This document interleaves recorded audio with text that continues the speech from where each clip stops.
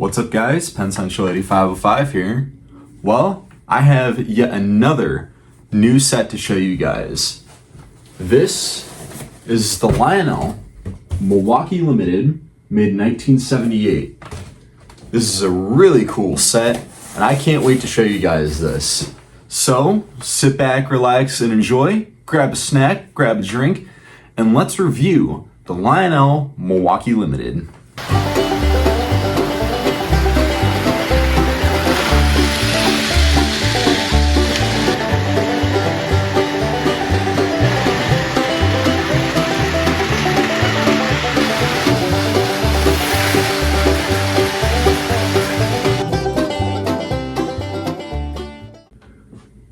Alright, let's open this bad boy up. I want to take a quick moment to appreciate the box. I love this color. This is a beautiful red, and the texturing that they put on it makes it look like leather, even though it's not leather, it's just cardboard, but it still looks really cool.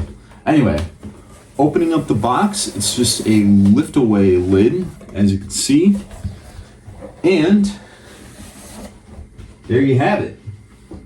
So inside, it contains a Milwaukee Road SD18,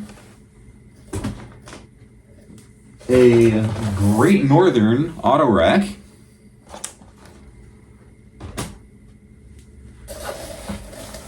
a Locomotive boxcar, a city service tank car, a Peabody Coal Company hopper car,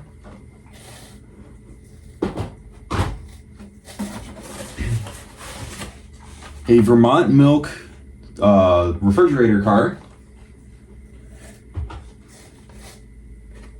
and a Milwaukee Road bay window caboose. Along with that, all your paperwork and operating instructions all in the bottom of the box, and this doesn't really contain anything. It's just it just has some bubble wrap in there. But yeah, all right, I'm going to take everything out of their boxes and set this train up, and we'll take a look at every piece in this set. This is a really cool set.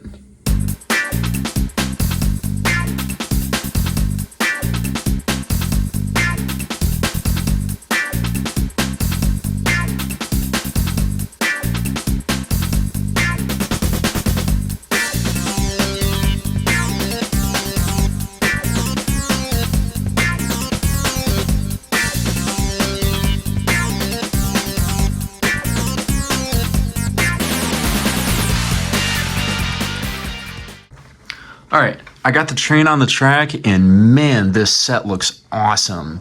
Now, this set was made in 1978 only and was a limited production set.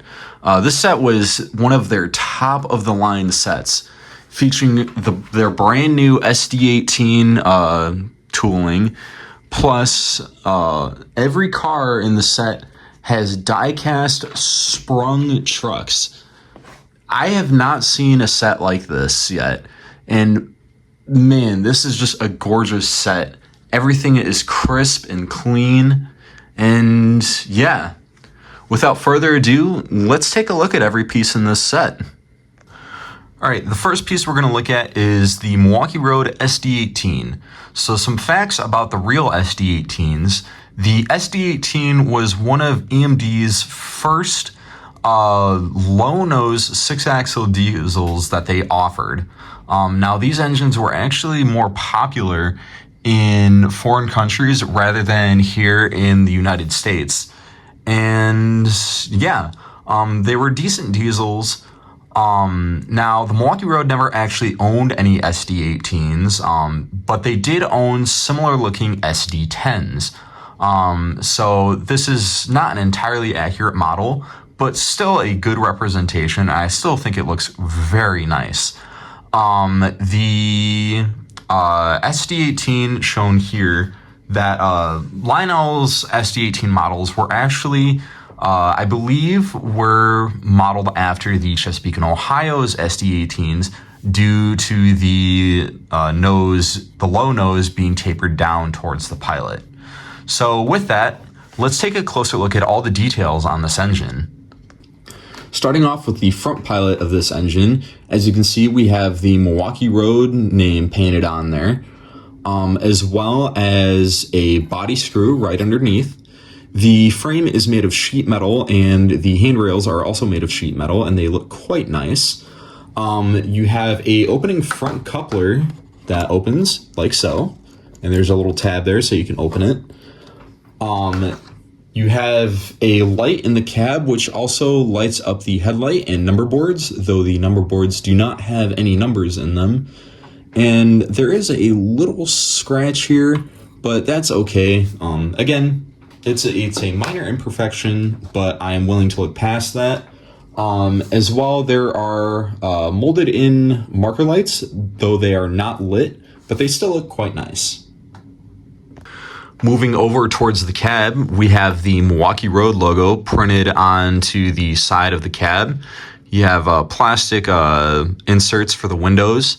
This is one of the 6-axle trucks that this engine has, and these are die-cast metal and they look great.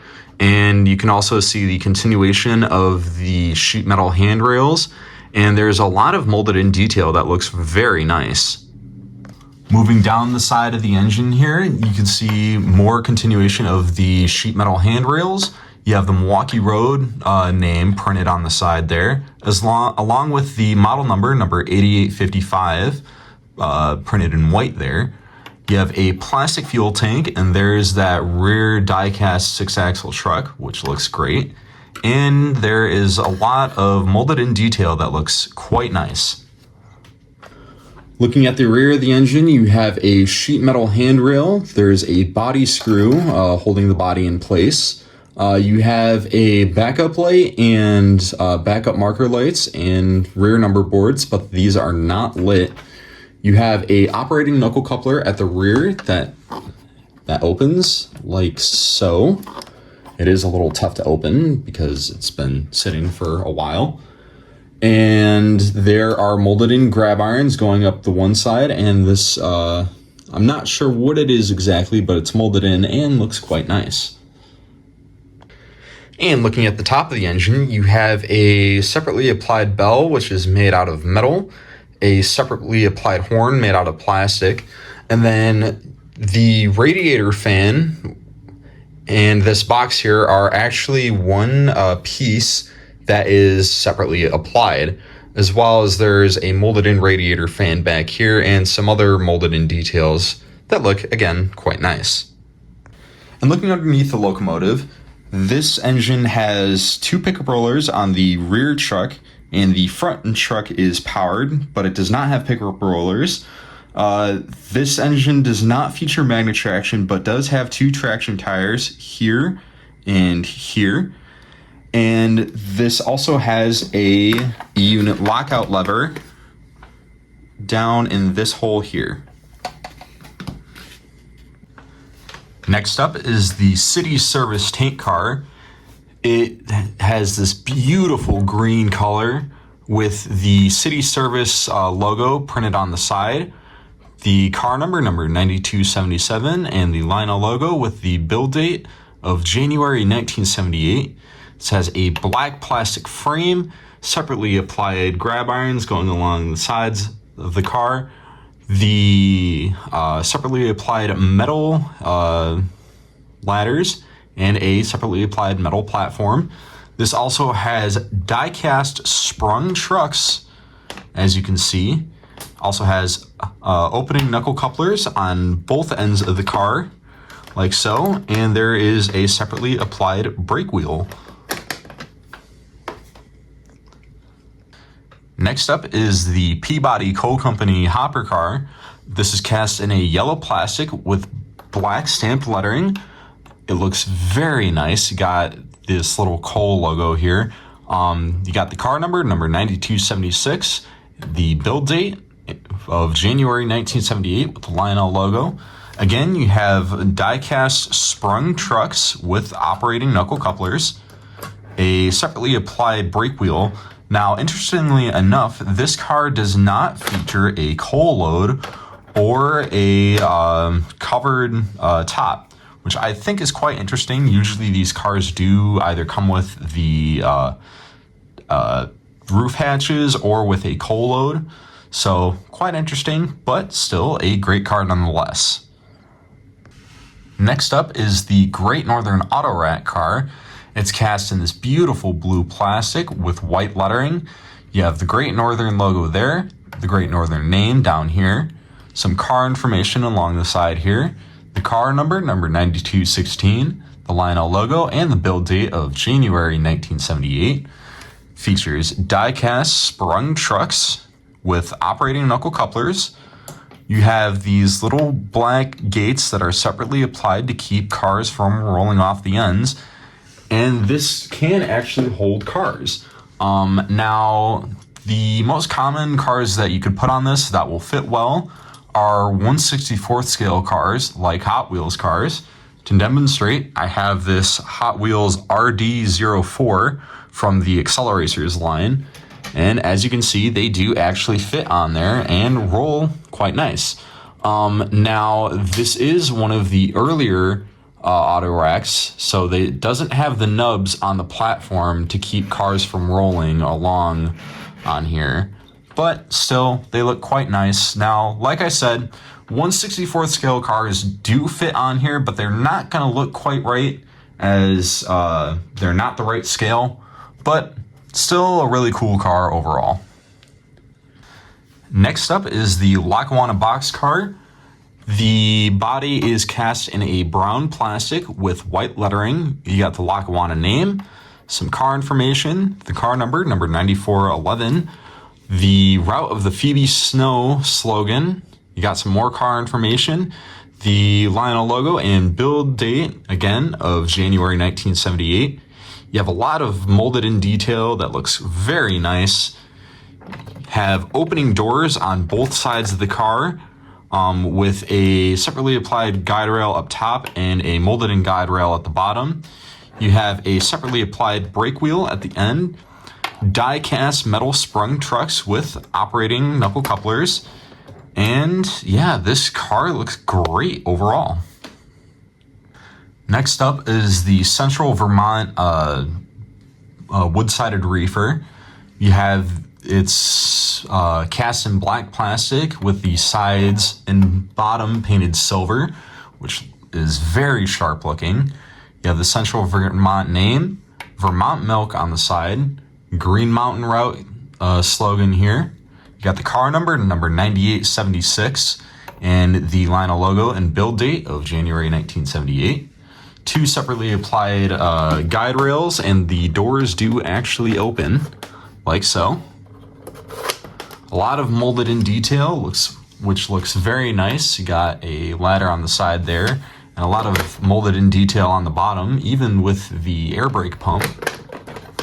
You have die-cast metal sprung trucks, operating knuckle couplers, and even a separately applied brake wheel at the end.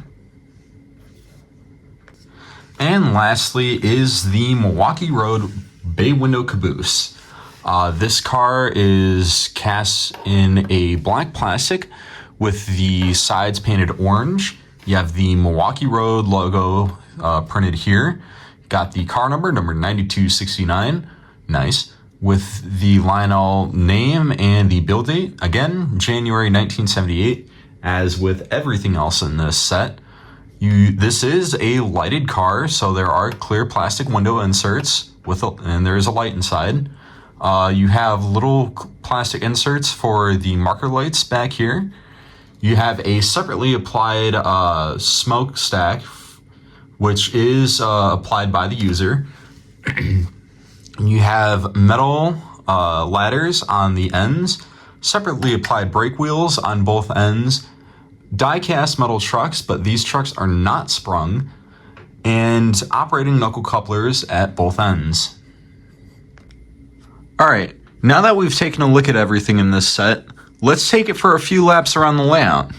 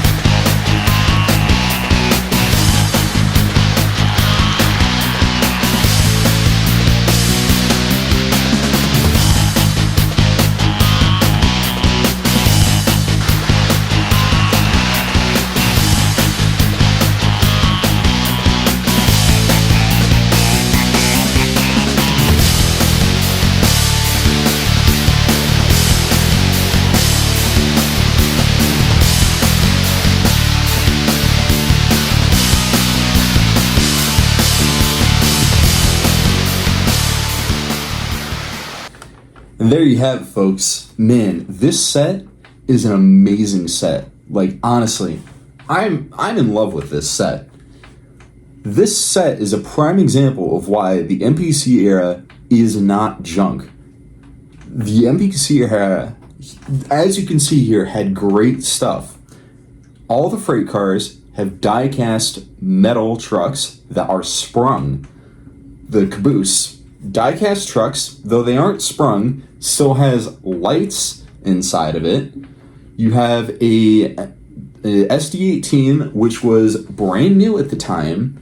Die-cast trucks. It's a 6-axle diesel, and it looks great. Now, yes, I know the Milwaukee Road did not have SD18s, but it still looks amazing and is a good stand for the SD10. And everything, all the other cars too, I would say are about period correct. The cars look great, and it's just an amazing set overall. If you can find one of these sets at a good price, pick it up. You will not be disappointed. And if you want to know how much I paid for this, I only paid $150. So again, not a super expensive set, worth the price. And if you want to know where I bought this set, I bought this at the Milwaukee Lionel Railroaders Club. They have a train show that they host in New Berlin about once a month. They don't do it over the spring and summer. So this was the last train show of the winter. So they'll be starting up again in the fall, late fall, early winter. So, yeah, honestly, this is an amazing set overall. And like I said, if you can find one, pick one up. You will not be disappointed. So with that, if you liked what you saw, make sure to leave a like. And if you want to see more of my videos, make sure to subscribe and hit that bell icon so you always get notified whenever I post a new video. If you have any comments you'd like to leave down in the comment section below, throw them in there. I read all of your guys' comments. And if you know of anybody who may like this video, share it with them. They may like it. With that, I hope you guys have a wonderful day. This is going to be Penn Central 8505, out.